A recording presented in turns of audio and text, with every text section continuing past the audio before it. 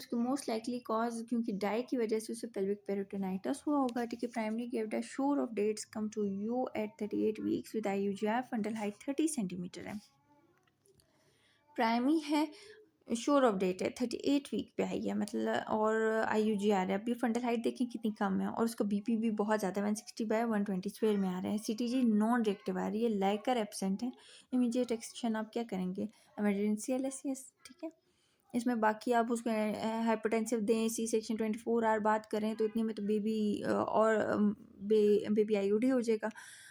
CTG conservative या biophysical profile के इसमें कोई रोल नहीं है। जब आपके पास लाइकर एब्सेंट है, BP इतना ज़्यादा आ रहा है, बेबी डिस्ट्रेस में जा रहा है, CTG नॉन रिएक्टिव आ रहा है। ठीक है, 30-year-old patient come to you with menorrhagia and intermenstrual bleeding. She is taking OCPs for contraception. Diagnostic DNC पहले भी हमने पढ़ा था कि जब diagnostic DNC कर लिया आपने, अब वो उसके बाद आप क्या करते हैं, नेक्स्ट स्टेप जो डेफिनेटिव होता है वो आपका हिस्टेरोस्कोपी एंड बायोप्सी होता है। अच्छा, या फिर आप उसके लिए TVS करें। ठीक है, पहले हिस्टेरोस्कोपी बेहतर है। अच्छा, 20-year-old with postpartum PV, bleeding, 12 hypotension and tachycardia, तो इसकी क्या मैनेजमेंट होगी। तो जैसे पहले मैंने बताया है कि सेप्टिक शॉक या हाइपोवॉल्यूमिक शॉक में आप नॉरएपिनेफ्रिन देते हैं, और कार्डियोजेनिक शॉक में आप डोब्यूटामाइन देते हैं। तो ये आपके पास जो है ना, देखें हाइपोटेंशन और टेकिकार्डिया हुआ है आफ्टर PV ब्लीडिंग, तो मतलब कि ये हाइपोवॉल्यूमिक शॉक में जा रही है, तो आप नॉरएपिनेफ्रिन को चूज़ करेंगे। Patient presented with shock after delivery, no PV bleeding, mass at introitus. अच्छा, मास एट इंट्राइटस है, PV ब्लीडिंग नहीं है, लेकिन पेशेंट शॉक में चली गई है, तो ये न्यूरोजेनिक शॉक है। इसमें आप इसे इमीडिएटली रिप्लेस इट, नहीं, इसमें है रिप्लेस अंडर GA। ठीक है, जब भी पेशेंट शॉक में होता है ना, तो फिर आप उसे रिप्लेस अंडर GA करेंगे। अगर तो शॉक में नहीं है तो फिर आप इमीडिएटली रिप्लेस करेंगे। ठीक है, अच्छा, female investigations are normal, male has azoospermia और FSH3 LH4 मैनेजमेंट। अभी ये ऑब्स्ट्रक्टिव की तरफ लग रहा है, लेकिन जो भी हो ऑब्स्ट्रक्टिव का वही एक सीओस्पर्म एस्पिरेशन होता है, या जो भी होता है, आपने सबसे पहले यूरोलॉजिस्ट को ओपिनियन लेना है। Primary gravida LSCS done due to placenta, previa surgery it is placenta accreta but it's not bleeding, ये तो हम कर चुके हैं। The severity of menopausal vasomotor symptoms are best correlated with, आप menopausal vasomotor symptoms को कैसे correlate करते हैं, by serum estrogen concentration.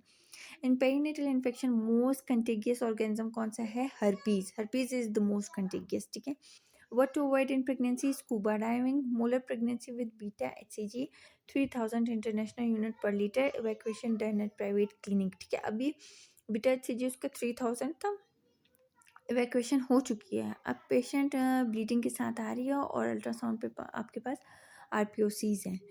तो कहते हैं कि जब भी माइल्ड ब्लीडिंग हो तो आपने उसमें कीमो देनी है, और जब हैवी हो तो रीवैक्यूएशन। ठीक है,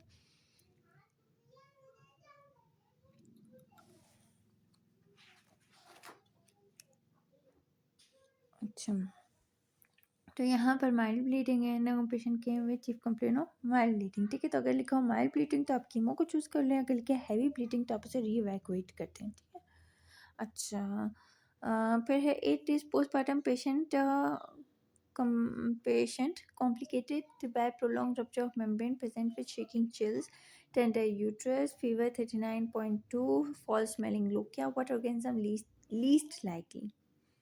अच्छा, एंड मोस्ट लाइकली हो तो फिर आप उसमें GBS करें, और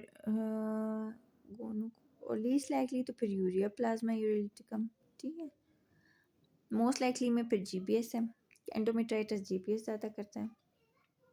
A 25-year-old has a difficulty avoiding urine 6 hours postpartum, least likely cause. अच्छा, अब 25-year-old है, postpartum avoiding difficulty हो रही है, तो आप हो सकता है उसे यूरिथ्रल ट्रॉमा हो या वल्वर ट्रॉमा, उसकी वजह से मुश्किल होता है। इन्फ्यूजन ऑफ ऑक्सीटोसिन ये भी हो सकता है, यूज ऑफ GA इसमें भी लेट हो सकता है, लेकिन प्रीक्लेम्पशिया कोई ऐसा कॉज नहीं है जिसकी वजह से अवॉइडिंग डिफिकल्टी हो।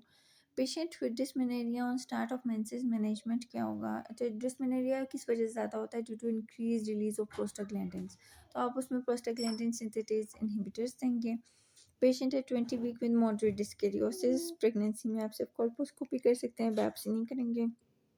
मोस्ट सेंसिटिव अल्ट्रासाउंड मार्कर और सिफिलिस इन फीटस। अच्छा, सिफिलिस इन फीटस में आपने इसे एच पी याद रखना है। सबसे पहले हिपेटोमेगली होती है, देन प्लेसेंटोमेगली होती है, देन हेड्रोप्स, देन लास्ट में पॉलीहेड्रामिनोस। ठीक है। Crown rump length disparity in twins है 12 week best method of dating pregnancy. तो जाहिर बात है सीआर लोग पिकर twin TH and BSO done post of wound infection हो गया।